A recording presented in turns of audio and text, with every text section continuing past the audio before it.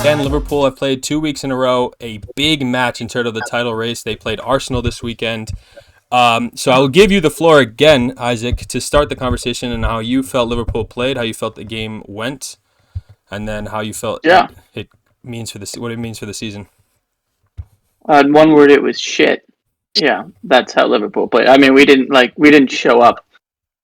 The first half, Liverpool barely were in the game. We were lucky to get the goal that we got, but besides that, I don't think that we really deserve to be in that game. I think Arsenal played well first half. I don't know if they played well the second. Like, they played okay, got a little bit lucky with both of their goals, but like, I think Arsenal deserved to win, but Liverpool just didn't show up. I mean, it was embarrassing, and I do think it's a little bit of like we were missing Szoboszlai and Endo. I think Endo's presence we've missed his presence in the midfield.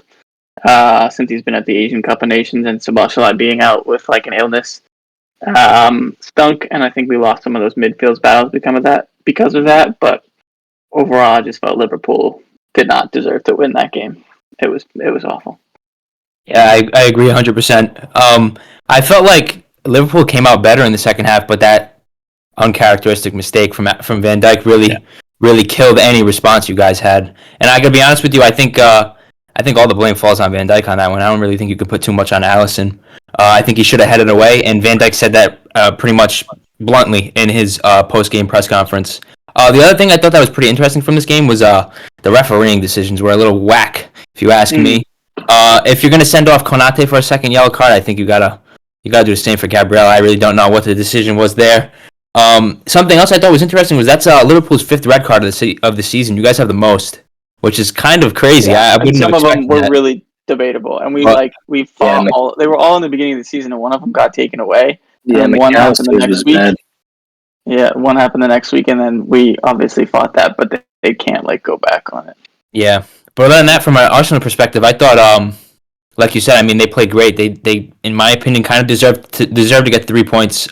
They finally tackled that Liverpool hurdle. It was kind of a similar hurdle like they were dealing with City, but they've tackled that. They've gone over it, and I think you saw that in their over-exuberant celebrations. I mean, Arteta was celebrating like he won the World Cup, Champions League, and the fucking everything all at once. I mean, I don't know. I thought that was a little bit much. I don't mind it. I can see the excitement. I like to celebrate. I'm not knocking them, but I think it was a little bit too much. I don't know what you guys thought, but I thought it was a little over the top.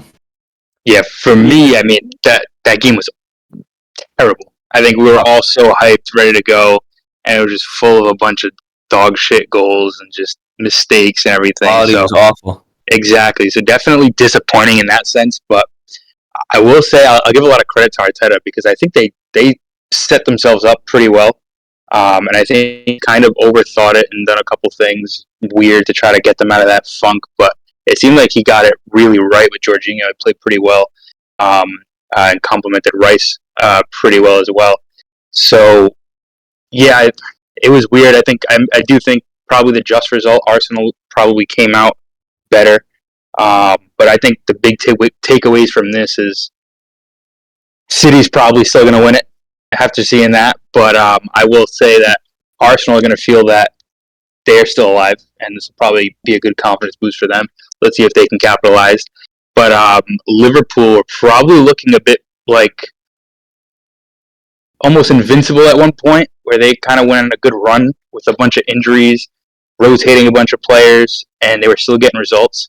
And it seemed like you can kind of like quiet that down a bit, and I think they were a little bit found out. And like Isaac said, it didn't look like they showed up too much. But again, one game, so I don't want to overanalyze it, but that's just my takeaway.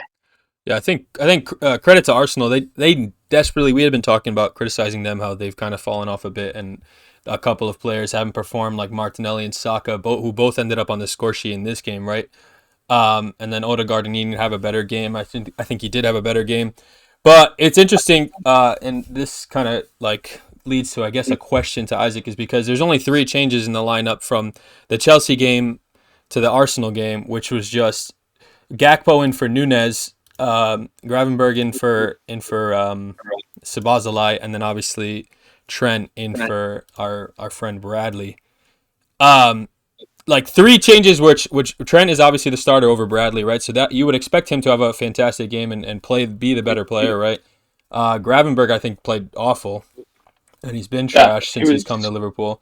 And then Gakpo, I also didn't have a great game. Is that what you think? Like that right side, which they all played on the same side of the pitch, is that where the downfall was, or? Yeah, I think it's definitely part of it. I think Gravenberg is like, he's okay. He's like a little bit too offensive for me to start in that midfield. And when you're facing a midfield that's like, he can start against like a Burnley or a lower sided team, but when you have a midfield that can come back at you and really do something, he's not the player I would have chosen. But obviously, because the injuries, we had to choose him. And then Trent played. He played okay. I don't think he played well. He didn't really get beat or anything like that. Like, he didn't make an error that led to a goal or have a crazy pass or anything like that. And I just think Gakpo is usually like, we try to use him like Firmino and like try to make him a false 9, and we just weren't able to get that going because of the struggling midfield and like the new midfield. So yeah, I do think the substitution have had an impact. Every time Darwin Nunez, like, our only losses are when he doesn't start, which is ironic because when he does start, he makes you want to punch my computer sometimes. But he is a big player. Like, even if the misses and whatever you call it, he's like dangerous, and he's just in the mind of a defender because he's rapid, he's huge, and he'll shoot from anywhere. So I do think it causes some disruption to a backline that not many players can cause. But I will say, yes, those changes were huge. Yeah, he's definitely got a lot of presence on the field, that's for sure. Yeah.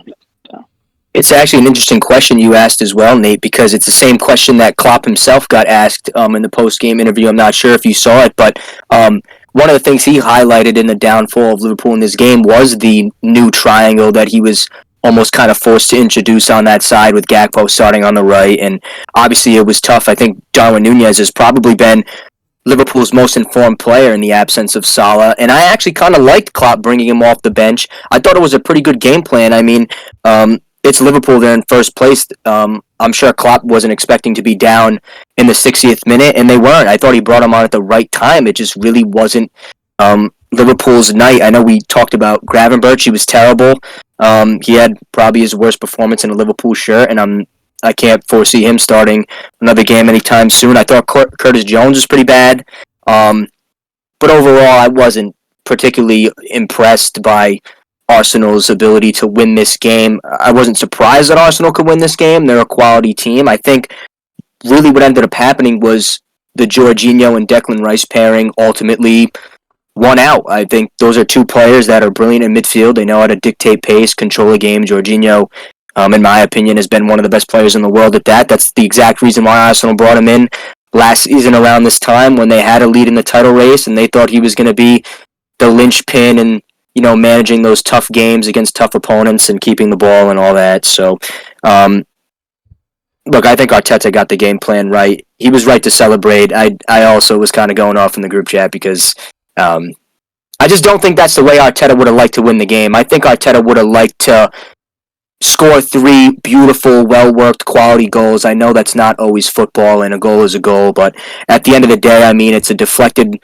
parry off Alisson, who makes a great save. I know Saka missed the header in the first half, too. I think it was about 10 minutes in, so they could have been 2-0 up at halftime. They give away a shitty goal to Liverpool, and then, obviously, the Van Dijk mistake as a gift. And the third goal, I mean, Trossard has a great turn on Robertson, who or rather Harvey Elliott, and beats him down the line. And, you know, the ball goes in off Van Dijk through Alisson's legs. I mean, look, Liverpool are human. I think that's what they showed. I think Arsenal showed their quality. They showed that, you know, like John Lucas said, they can get over the hump.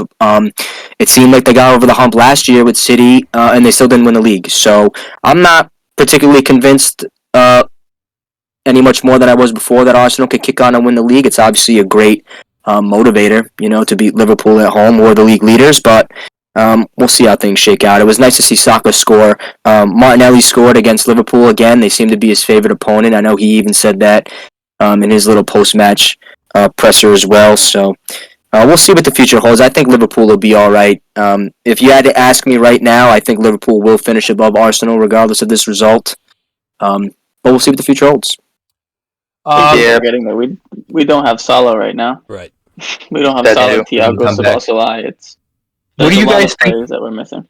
What do you guys think about Klopp? I mean, granted, one game, I don't want to crucify the guy, but to end the game with Robertson and Van Dijk as your center back pairing, and Luis Diaz playing right back, and another midfielder at left back, do you think that was probably a little bit of carelessness from them? I feel like if they kind of set that team up a little bit better, they probably could have came back because, like we said, Arsenal looked good, but they definitely looked beatable.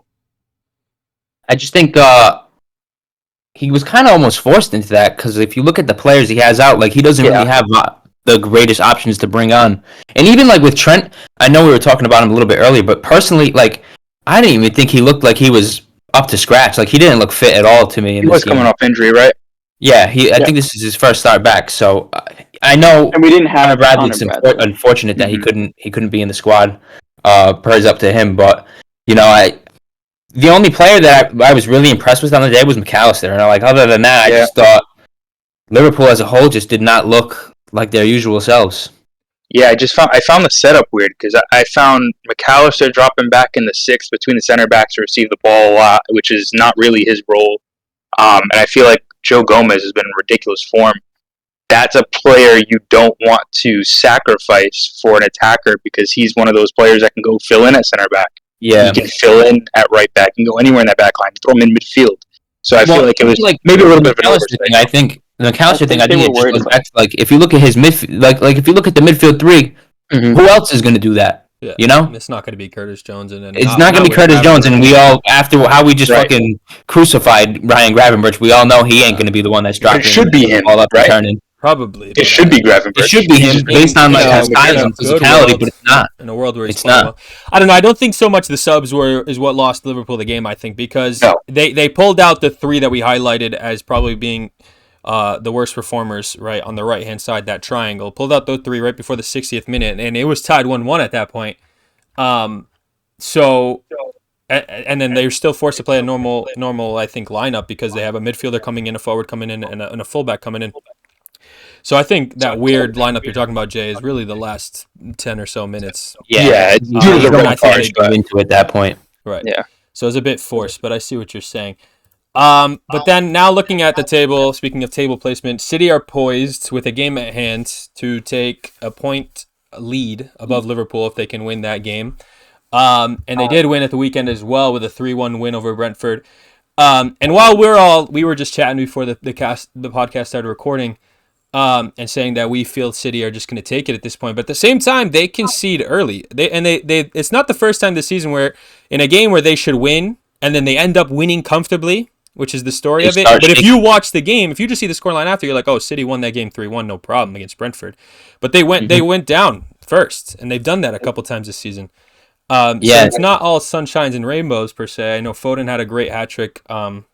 He's still in form. Obviously, we had talked about it. Ange had highlighted it a couple weeks now that Foden is in form. But I don't know. I think there's still questions. Just quickly, like I think City defense. I've been saying it for a while. I know you guys kind of gave me shit for it, but I think City have been lacking something defensively this season. I can't quite put my finger on what it is exactly. But I don't know. To me, like I know it's Guardiola. He could do what he wants, but like Gvardiol shouldn't be playing left back. Like you should have a Joao Cancelo type player there, someone who can go forward and contribute to the team in the way that he wants them to contribute. I just think every time I watch City play, I feel like after the game, he's always coaching Gvardiol more. He's always telling him what he did wrong, and that's the only player I see him do that with. So I just think that maybe that is the issue, but for me, like I've been seeing it for a while now with this City team. I think if there's a chance they don't like take the title into their own hands, I think it's going to be that defensive mishaps that they've been having, and they might have it in a big game. And against a team like an Arsenal or Liverpool, they have the quality of players that they could kill the game off, and by that point, there's no coming back. So that's my only take on City is defensively is where they're only like my only question about them really. Yeah, I mean, for me, I think there hasn't been really consistency in that back line much. And yeah, like you said, Guardiola was one of the best center backs in the world when they signed him, and now he's playing left back. So again, yeah, Pep does all these crazy tactics. He's a genius. He knows everything, whatever. But I don't see how that's beneficial. To not put, I'd probably put him as one of the best defender on that team was between him and Ruben Diaz in terms of actually defending and availability. Guy's a rock, so I mean, I don't know why you take him out of the heart of your defense for Ake, who's actually been playing left back most of his career, which is it's just weird to me. I'm not totally like upset about him playing left back because especially in that City system where when they're attacking, there's like mostly just three back there, and he almost comes in as a wide center back role. You know what I mean? And I think Guardiola being 22, like, and being obviously in these past couple of years, like coming through the Red Bull system and then in Dynamo Zagreb as well, like he's super malleable. You know what I mean? He's still so young, and defenders age like wine, and they tend to gain more experience and get better over time. And I think Guardiola is trying to shape a player that he wants to keep long term. If he stays with City long term, I see what he's doing, but for me, like my eye test of Guardiola is like this kid's a center back. He's a natural born defender. You know, of course. He shouldn't be. He's He doesn't so strike me good as someone who's gonna go forward and whip a dime bag cross into the box. He's gonna play a nice ball into the midfield to find De Bruyne or to find Foden. He just doesn't strike me as that type of player. I think he's progressive, but it's an interesting. I see what you're saying. Maybe Guardiola can bring that out of him. I'm sure if there's any coach in the world to do that, it's probably him. But I don't know. For me, I just think that there's a little bit of a question there.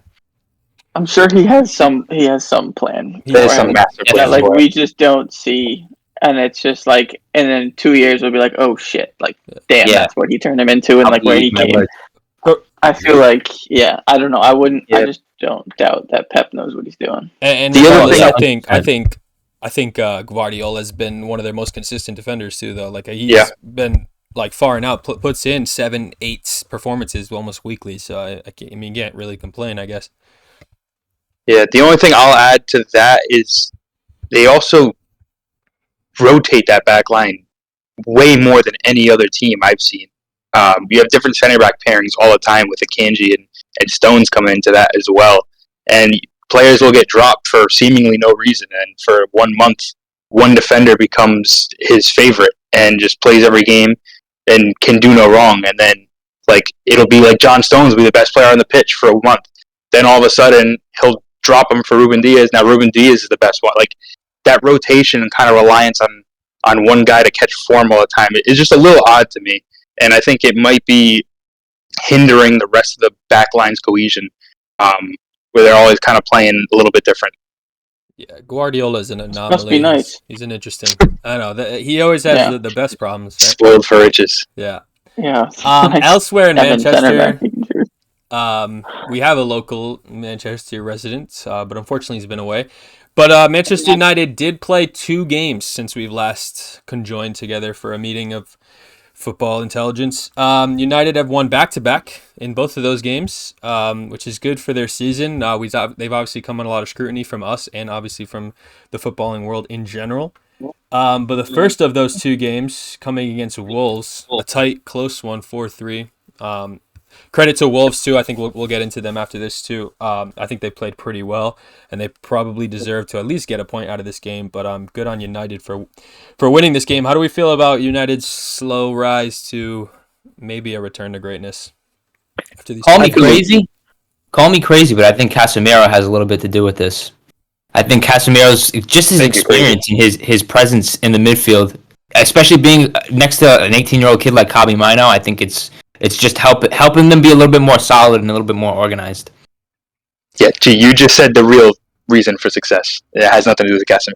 Reintroducing a top 3 defensive midfielder in the world might do the trick. I know, but everyone's been shitting on Casemiro since they got him. That he's not. Well, how did he win all these Champions League? Well, how is he this expensive? But I think there's a reason why he was in that Real Madrid for all these years. Like, shut the fuck up. Like, you don't know what you're talking about if you think that about Casemiro. I don't think they correlate right now because I think he's a different player now. I mean, I also think he gets hate because of what jersey he's wearing at the moment. Too. United are also kind of a bit of a troll. They've got the worst fans. So yeah, I think I'm glad you brought up Casemiro returning because the other player who also returned, but now is already going to be back on the surgeon's table was Lissandro Martinez. I thought he was pretty good in his 2 appearances. Obviously, it's unfortunate he couldn't play too long, but the one United player I want to bring up again is young Rasmus Højlund. He seems to have finally found a vein of form similar to the form he had last year in the Serie A with Atalanta. He was a young kid. I have a good friend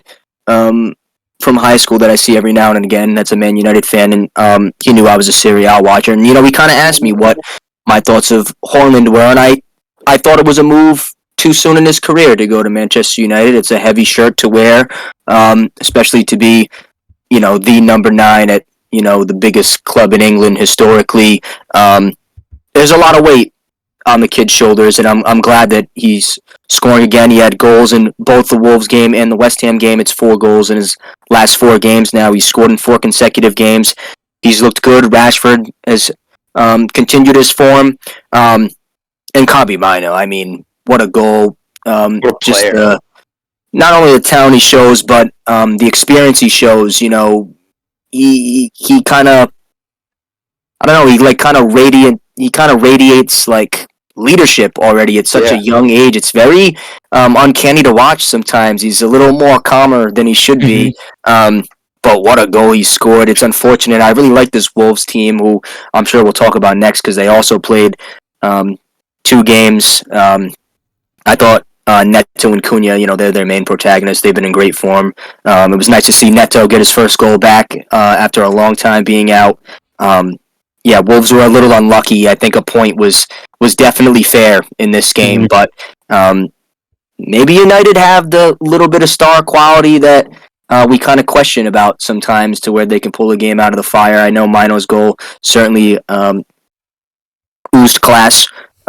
So we'll see. Yeah, United were pretty impressive. We'll see. They have to go away to Villa next, so we'll see if they can continue the form. But I think a couple of weeks ago, United fans wouldn't have expected them to go 5 unbeaten in a row. So they're in a good place. Yeah, and I think it's worth noting, because we've been criticizing Ten Hag's decisions and how he selects lineups, and how they never create the same lineup, and then there's a lack of cohesion. And he plays, besides one difference, which actually plays into his hands well, is there was only one difference in both of these lineups, which was Maguire coming in for Varane, but with Licha going out again, they can now play together and keep this lineup. And I think it's probably their best lineup. Their most informed players. Garnacho banks 2 goals in one game, with Rashford scoring in the other. Like you said, Højlund scoring in both.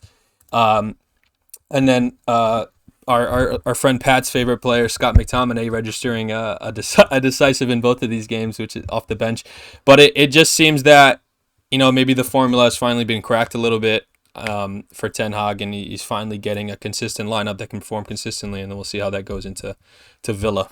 I think Højlund and Rashford seem to have really started to form an understanding between each other too these last couple of games. Even if they don't score, it seems like they're always looking for each other when they're around the 18. So I think that's really promising for United's outlook going forward if they want to keep scoring goals. Yeah, it's a good point. And I remember something you said to me, Gianluca, too, was that, it looks like Højlund is finally getting regular service, consistent service. And I know Nate also used the word consistency. I think that's exactly what United were lacking the first 6 months of the season. Now it seems like they finally have it in the 11s that Ten Hag is able to field. And, you're seeing it translate to the pitch. There's almost like an identity again. There's a team spirit. They're almost having fun. Yeah, and it's very easy to be up for games when you win away at Wolves the way they did. I wasn't particularly surprised to see them come out and smash a West Ham team who, has never really excited me anyway. But yeah, I was impressed. They've kind of stormed up the table the last couple weeks. Yeah, for me, Go ahead. I said this is gonna come off biased because I'm wearing this shirt, but I feel like this is the most United thing to do, is go like this. Yeah, well, they're gonna lose to Villa. They're gonna lose to Villa and Luton back-to-back games. We're just in and up, and it's like, if you look at their defense going forward now, it's Maguire and Varane. It's like we've seen how that pairing works out. So I do think you're right. I think their attack is buzzing. I remember talking to one of my friends, a United fan. I was like, "Your attack is awful," and I think I've been proved wrong there. I think Garnacho's silenced the haters. I think he got a lot of hate, and then he scored that one bike that was incredible, and since then has been on fire. Højlund's found form. but I just think like their problems have always lied in defense. Right. And like it was always a classic of me of like turning on a United game, see them concede 2 goals, and then it would just be like if they can come back. And I think that pattern's absolutely going to happen again if you're starting Maguire and Varane.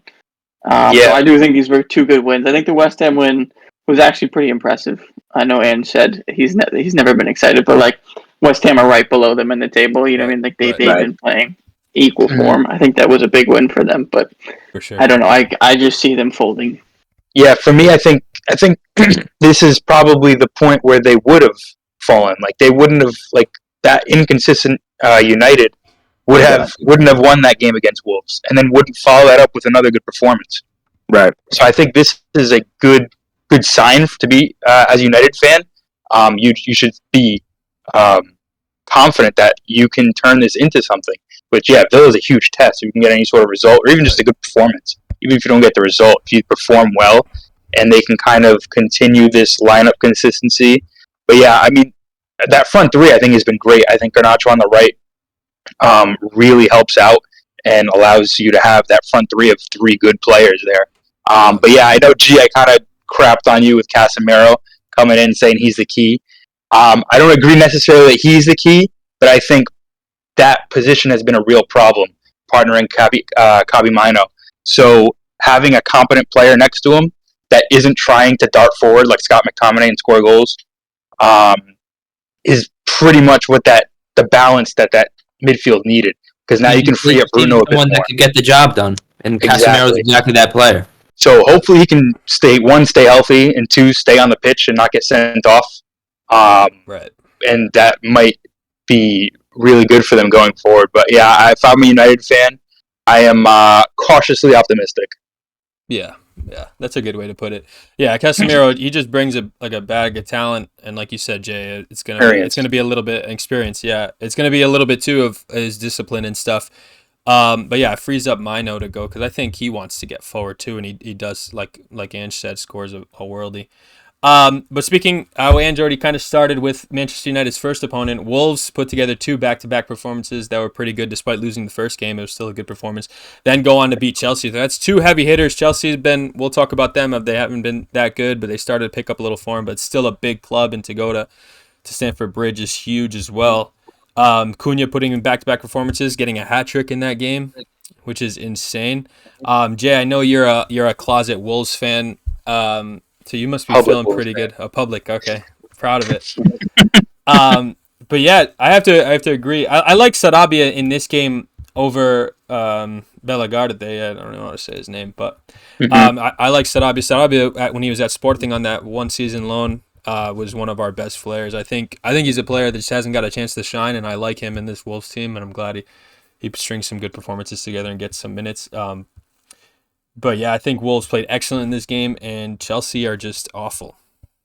Yeah, I mean, Wolves now look, in my opinion, better than the team under Nuno in their second and third season after they got promoted. Like they just look more dangerous.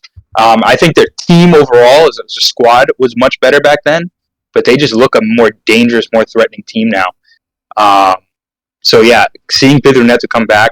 And I hope this guy stays healthy because he's a fantastic winger, and he's been lighting it up since he came back from injury. But yeah, I didn't think Cunha was this type of player when he was at Atletico, and I thought he was kind of just like that kind of role player, just kind of come in, give you some minutes. But he's turned the season around in his Wolves career and probably full career around here, scoring goals, creating goals. And he's been really impressive. And this, again, Wolves is doing this without their top scorer in Wang Hee-chan, who's away on international duty. So I think they can make a decent run. A lot of youth, and like you said, Sarabia, he hasn't hit those levels that he was at Sporting. I don't think he's even come close. He's actually looked awful in some games. So hopefully this last few runs of games will give him the confidence to perform, and maybe he can get back to that level. But yeah, pretty good. And you got to give credit to Gary O'Neill because this team looked like a relegation favorites under Lopetegui just 18 months ago, or even last season. So this is a really good job that he's done with this squad. Yeah, and I'm glad you brought up Gary O'Neill because that was the first person I wanted to talk about off the back of these two Wolves results. I think he's further strengthened his bid to be manager of the season in the Premier League. He's certainly my pick. They've been unbelievable against some of the big opponents. They've showed no fear. They went away to Stamford Bridge, which I know isn't the scariest place to play anymore. And they played their football. Cunha showed that he has the ability to win a game. He looks a match winner. Pedro Neto has shown in the past that he's a match winner as well. They had Chelsea all over the place. Malo Gusto was awful. Cunha absolutely skins him for the penalty. I mean, I just don't know that this is a Chelsea side that not only are they playing bad, they're playing with such low levels of confidence. They're not even really doing the basics right. And it seems like all their goals are kind of scrappy. I know Thiago Silva gets a consolation back off a header. Trying to salvage anything, trying to show these young kids that he's playing with how to be professionals. I know Moises Caicedo pops up with an assist in this game, but he was terrible. I mean, he was directly at fault for one of the Cunha goals as well. He had a sloppy giveaway. He was slow on the ball. He hasn't looked anywhere near himself. And I just think a match like this really highlights the importance of identity and unison and team and buying into the right ideas and everybody being behind the coach. The more and more bad results that Chelsea gets, the further away they're going to get in their relationships from Pochettino. He's already come under massive fire. He probably should be sacked. It's hilarious that after this many games played last season with Graham Potter, they had more points. And it really looked like last season that it was the worst that it possibly could have gotten for Chelsea. And everybody was wrong because this Chelsea team is so bad. They've spent a ton of money. And I know we talked about in the lead up to this episode that, we were kind of laughing at how funny that now, what might send them over the top with financial fair play is them sacking Pochettino and having to pay a €10 million fee. I don't think that Pochettino is going to get them relegated. This side has just too much quality for that. They're a ways away from the relegation zone, but, I mean, they're in 11th place now. It's kind of weird seeing Chelsea be in the latter half. I know they finished 12th, was it last season or the season before? Sitting 11th now. It's bad. It's bad, and they have 10 losses already, too. For me, it just looks like they have zero belief in themselves, zero belief in Pochettino, in his ideas and his tactics. I would be really interesting to see what the trainings look like because I could imagine they got to be fucking shocking. So it's crazy because I think last season these are two comparable situations, right? You had some teams like with Wolves and Chelsea, that is, like they both struggled a lot last year, and they had a little bit of investment, nothing crazy this offseason. Chelsea didn't really bring in anybody compared to their last few transfer windows. And same with Wolves. It's pretty much the same season, the same team rather. And all they did was change their manager, collect themselves, and get themselves going. And they're flying. They're now ahead of Chelsea. So and they pretty much got shafted the first 6 games of the season through VAR controversies and stuff. So Wolves realistically could be higher. Yeah. So for the amount spent by Chelsea, I know they're gonna have that hanging above their heads for a long time.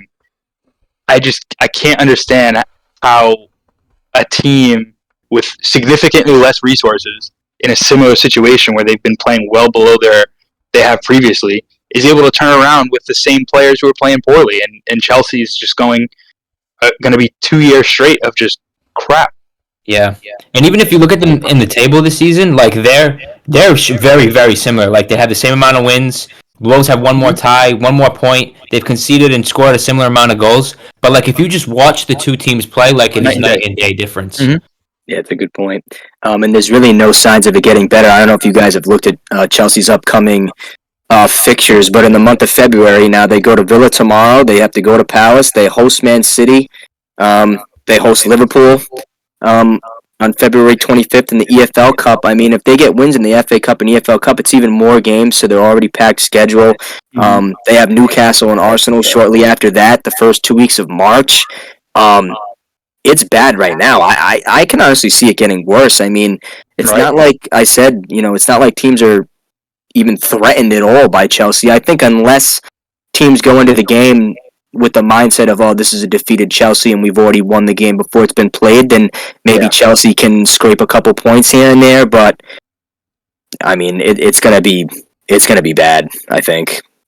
Well, that Liverpool game is the final, so like that's a final that they're in. But I think it's interesting if you look at their results. Every time they get a bad result, it seems another bad result. And when I say bad result, I mean not a win. Every time there's a draw or a loss, there seems to be one right after that. And think that says a lot about a team that just has no mentality, that when they get kicked, they have no idea how to get up. Get back up. Yeah, 100%. Great point. That comes from the manager, that comes from the players, that comes from kind of everywhere. But if you have a team that takes a draw and is like, we're shit, or takes a loss and is like, we can't come back from this, I mean, it's embarrassing. And I don't know how you make this problem. Like, is it that you switch managers every season? I think that's a part of it. That you bring in too many players and you try to just think, oh, money will win. I think that's part of it. But I also think it's like, if you're a player in that squad and you're like, look how much they spend, like, they don't give a shit about me. I'm just another whatever 50 million transfer that they'll transfer out or loan out.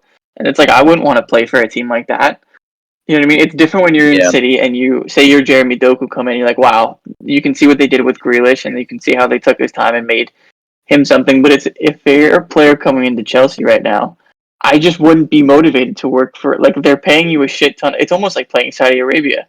It's like we're paying you a shit ton of money, but like we don't really care about you. We just like kind of want your name, and we're gonna see how you fit into this team that like isn't really a team. It's kind of just money thrown at soccer, and that doesn't always work. Which is nice to see that it doesn't always work. It doesn't work, yeah, and I'm glad you brought that up because just out of curiosity, I've kind of been clicking through all these Chelsea players and seeing how long they've been tenured at the club. I think their longest tenured player right now is Reece James, who obviously feels like he's not even a Chelsea player with the amount of times he's visiting the physio's office. The majority of the starting 11 hasn't been at Chelsea longer than 18 months. And I think that says a lot. And I'm not sure. Where are the roots of this Chelsea club? You look at the other top 6 teams, they have players that were born and bred Arsenal fans and Saka and Manchester United fans and Rashford. You have your Scousers in Liverpool who, even if they're not the best players, they know exactly what it means to be a Liverpool player. And it shows on the pitch. It shows in their desire. It shows in these big games, the way they attack them, mentality, like your drive to win 50-50 balls. You're not as sloppy. Like, I'm sure when Curtis Jones makes a mistake, it hurts him a lot deeper than when Caicedo gives a ball away for Chelsea. And it's just not something that I see get talked about at all. I mean, Thiago Silva obviously is, in my opinion, one of the best defenders to play the game, but he's out there almost with 10 planks of wood sometimes. And it's just sad. It's just sad. He's also like 39 years old. Yeah, dude, it's terrible. I mean, you're looking to somebody like Conor Gallagher to be the leader. It's just embarrassing, to be honest. To me, I was always shocked at how they like treated Raheem Sterling. I felt like he was never given the role that like I thought he would get at Chelsea. I thought like Chelsea would treat him like, oh, this is our guy. This is a guy who's proven himself at Liverpool, at City.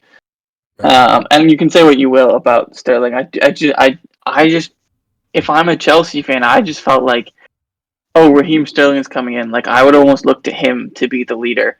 And like, yes, Thiago Silva is always going to be the captain. Correct. Like, yes, but it's also like, you don't have to have just one leader. I just feel like Raheem Sterling has, maybe it's him, maybe it's Chelsea, but like on either side, Sterling hasn't stepped up or Chelsea haven't allowed him to step up and be like the leader that he is. He knows how to win. He was on City. Like, I wish that I thought he would have way more of an impact than he did, and he's just kind of hung out. Like, and this team barely done anything. This team is full of winners. Like, you have Sterling that's won the league multiple times. You have Cole Palmer just won a treble. Granted, he didn't really do much there, but he's been around that. Thiago Silva, like you said, has won Champions Leagues. Like, he's been one of the best players ever. You have Enzo won a World Cup. Like, there's real winners in this team, and they still there's no leadership, there's no direction. I don't know how nobody is able to kind of like get together and be like, let's just get our shit together and get some momentum going. But it's just problem after problem with them. You know, it's funny. I like what Isaac and Andrew saying and kind of what Jay was getting at in terms of like identity and everything and leadership. Because I mean, Chelsea's of old, right? Mourinho's Chelsea. Like you had players like Lamps, you had players like John Terry in that era of Chelsea where they were like winning premierships, won a UCL. Then even most recently, the Chelsea with Conte and that team that also lifts a UCL trophy. You know, there's an identity. There's a player that stands out. There's like a tactical style, and there's just none of that. There's not one player in this Chelsea team that like you look at. I know we mentioned Thiago Silva as a leader, but in terms of like someone where you're like, wow, I can't wait to see him play this weekend. There's not a player on Chelsea that I really say that to. At one point, I would have said that maybe about Cole Palmer and Gallagher. You know, like the like English youth coming up through other clubs. But it's like Chelsea are getting scraps or like buying names, and then they come here and there's just nothing. Yeah. There's nothing to be excited about. It's embarrassing. And real quick, one more piece on this with the leader part. Like they've always had a true leader on this team all the time, a real captain. Yeah. You had Czech, you had John Terry, you had Lampard, even Gary Cahill. We can say whatever we want about him. He's a good leader for that team. Right. And now you have who I think is probably one of the better captains that have played the game, in Thiago Silva. And he's like not captain. He's like the fourth one.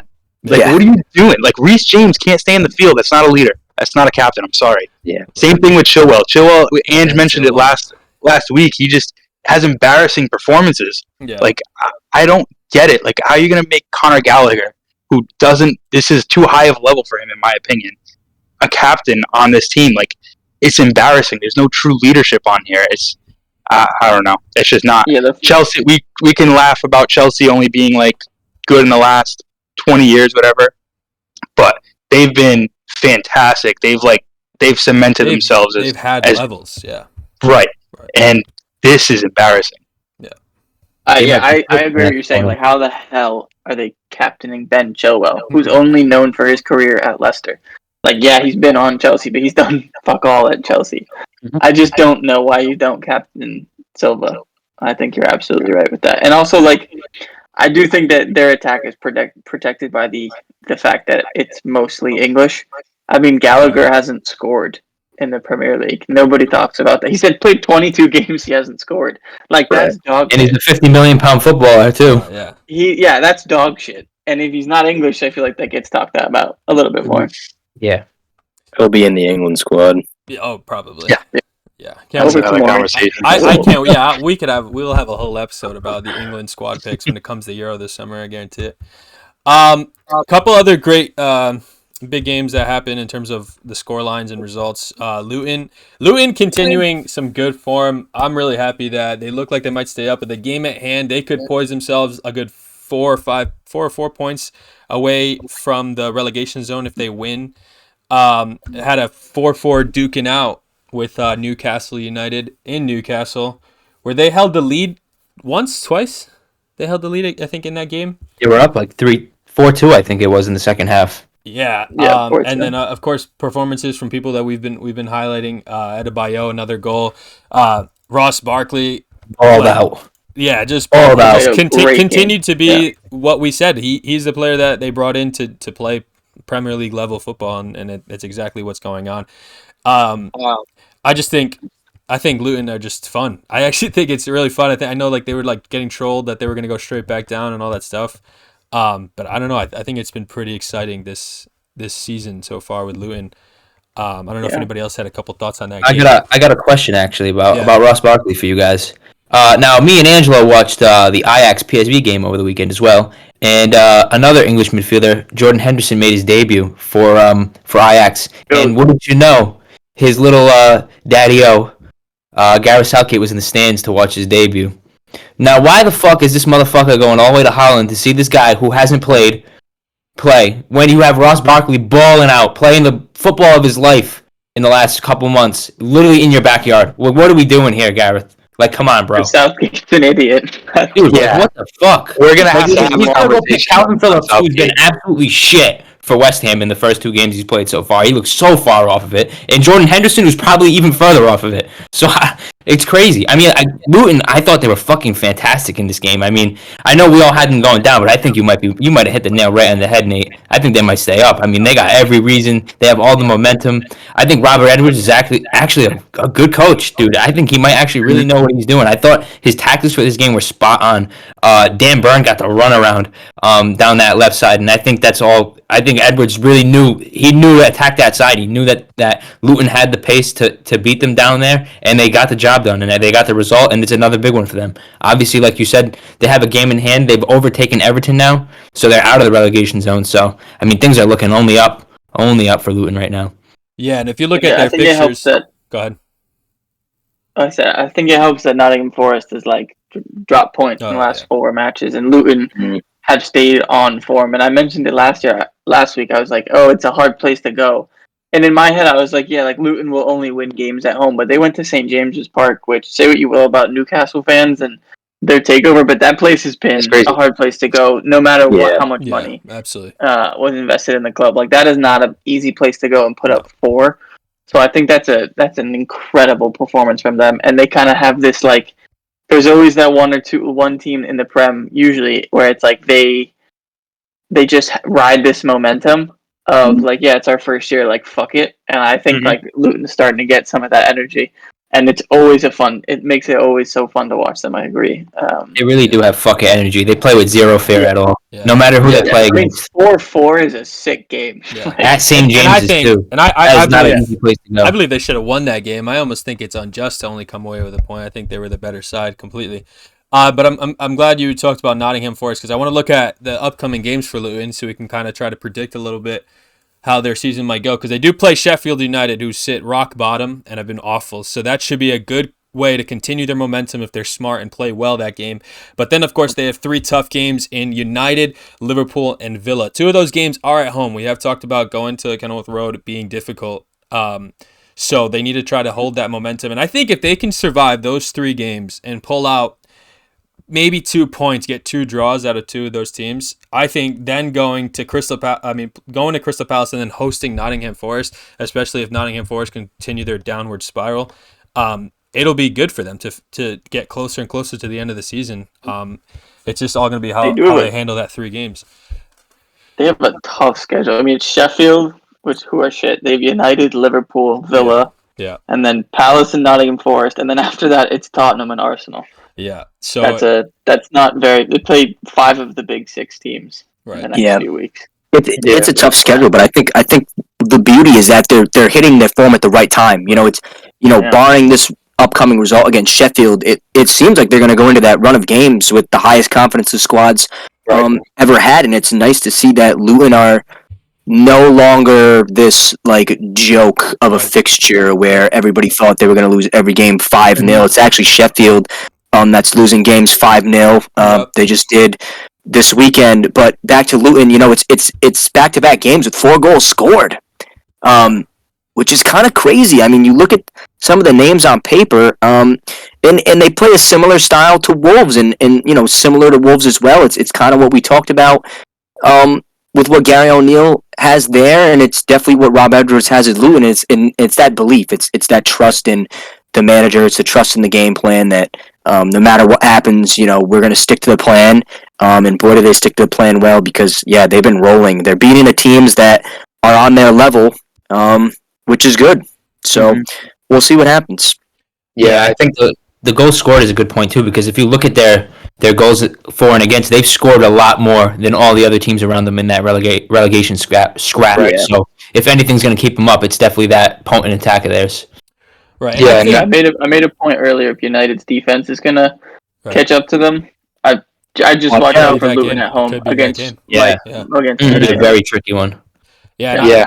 And I think it's worth mentioning too, because the 3 games that are coming up, the United, Liverpool, and Villa games, I think especially more so United and Villa. Maybe I'm saying that because Isaac's here, but United and Villa are known to dip off, a little bit. Even especially like Villa has been dipping off. United are known to just play crap in some games despite having good form.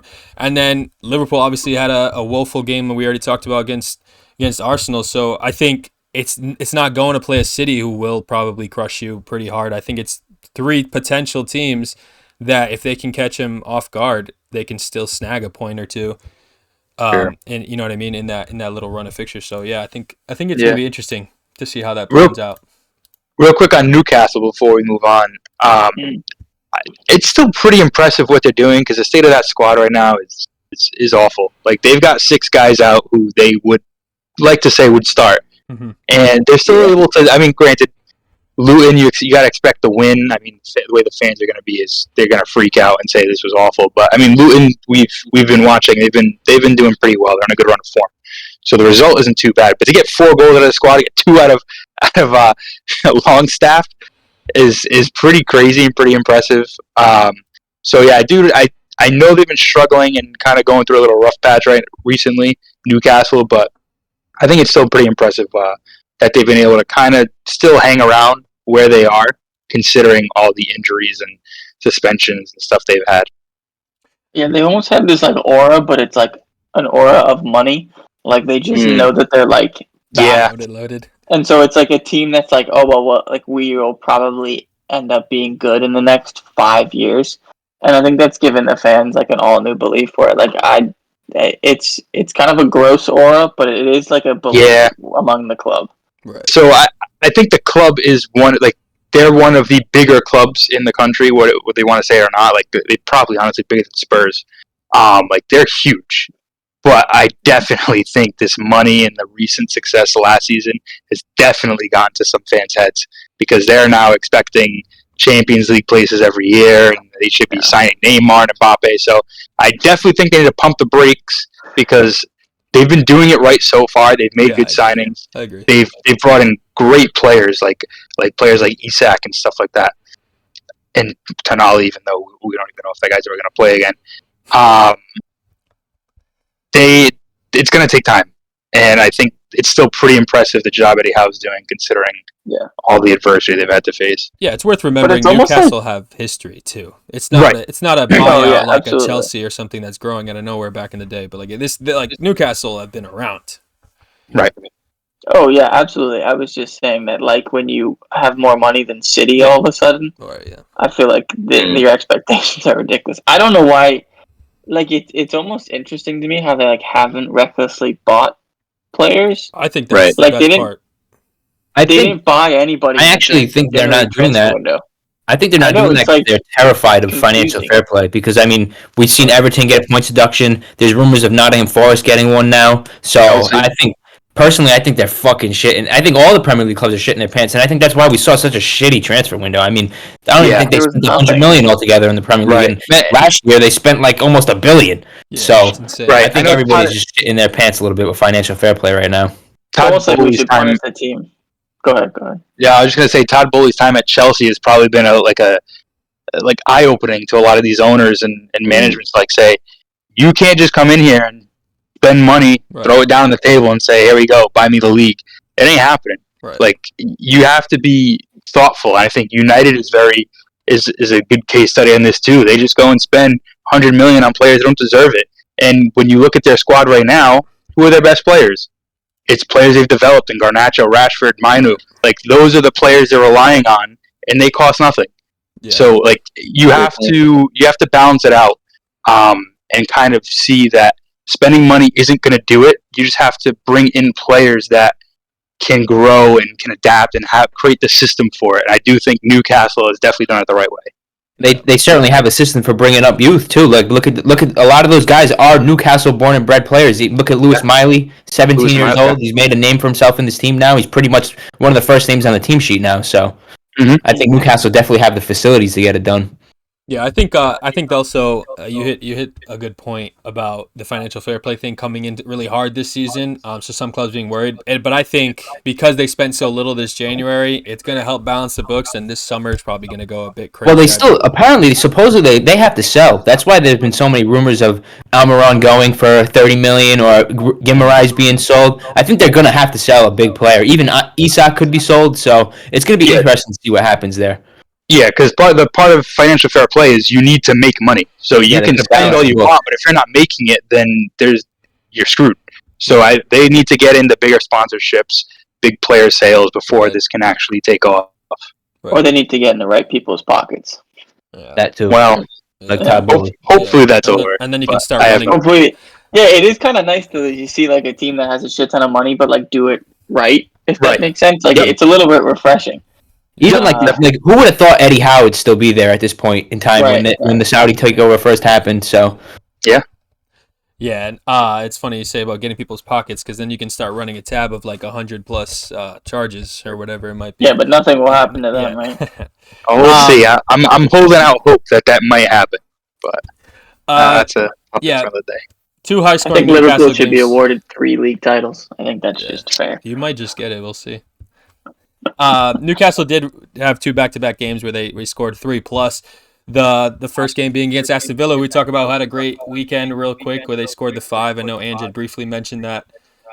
Smacking around Sheffield, but I mean Sheffield. yeah, 5 different goal scorers. I thought Tielemans' goal was the pick of the bunch. What a banger! Vintage classic Thierry Tielemans goal in my opinion. Yeah. Yeah, Villa needed a result like that, and obviously it's against Sheffield, which I mean everybody should be going to play Sheffield and expecting a smashing because they're just so poor. Well, they dropped points to Sheffield last time they played them at home. Yeah. So they tied. Right, so Took a last minute goal from Zaniolo, I think it was. In stoppage time, he scored to level the game. So. Oh right. Another club that I'm a fan of too. Brighton had a good weekend, 4-1 against Crystal Palace. Great bounce back. Yeah, all that crap we talked for nothing. Yeah. I think the only thing really to say about this game is I think if Pochettino's days aren't numbered, Roy Hodgson's days are most definitely numbered at this point. I mean, I think he wants to get fired. I mean, I don't know what's going on. The Elise situation too was so strange. I mean, he wasn't fit enough to start, so they didn't start him. They brought him on at halftime, and the first time he tried to run, they took him right off. For it seemed like the same injury, hamstring. So I don't know. It was interesting to me that after the game, Hodgson said if he gets sacked, he's bringing his medical team with him. I think he's kind of sending shots out there at Elise. So who knows what that's all about? But yeah, I think Hodgson's got to go. I mean, the guy's 76 years old. I think is a little past it now. It sucks it's going to end this way, but yeah, I mean, for a legend. Palace really needs to be on relegation watch because I don't see them having any success if they don't have Eze and Elise out there 90 minutes a game together because they literally are that team. So if they're going to be having some injury troubles and availability issues, then yeah, that's definitely got to be a worry for Palace because all the teams below them, with the exception of probably Sheffield and maybe Burnley, are playing decent and have a chance to get to pass them. Yeah. I agree. Yeah, and That's honestly, such a big loss. Yeah, and you bring up a good point, Jay, because they sit 14th, right, which sounds comfortable away from relegation, but they're actually only 5 points above Everton, and with like Luton climbing, Brentford every now and then getting some points. Luton's got a game at hand. If they win that, they're a point below them. Right, Brentford and Luton both have a game at hand, and both of those points, those 3 points, like you said, put them right either next to them or actually Brentford will break above them, so it's tough. But yeah, Pascal Gross with another great performance. That he is key to their team. And the last big game of the weekend in the Premier League, where we had Tottenham, who they drew at Everton too. Everton. Yeah, Richarlison had a brace against his former employers, and I just got to say, I felt for him a little bit. You know, I've always been a Richarlison supporter. I know he's gone through a bit of an issue with his mental state. That's nothing to knock against him, but it's something we all go through, and I respect him for being able to come out of it and turn his form around, and I just felt so bad for him because he just looked like he did not want to be the person to score the goals that were the ones to get a result for Tottenham, especially that second one. I mean, he looked like he just wanted to hide and get as far away from the field as possible. Yeah, it's interesting. Tottenham have managed to survive this period, and obviously with the Asia Cup coming to a almost conclusion, they will be getting their talisman back in Heung-min Son. They have some big AFCON players returning as well. Yeah, right. Bissouma Sarr. Yeah, and they've strung together a couple of decent performances in that time without those players, so they've survived, and now they have Brighton, Wolves, Chelsea, and Villa coming up in the next couple of games. So it's games that they should expect to win, but they're going to need all their full force coming back. What's up, guys? If you love content like that, if you just love football, if you just love soccer, and you want to see more of our conversations, come check out the Son of a Pitch podcast channel on YouTube, Instagram, TikTok, all across different platforms. We will have weekly roundups of the weekend. We have all kinds of videos, discussions, breakdown, tactical analysis, all the good stuff. Come check us out and keep on being Son of a Pitch.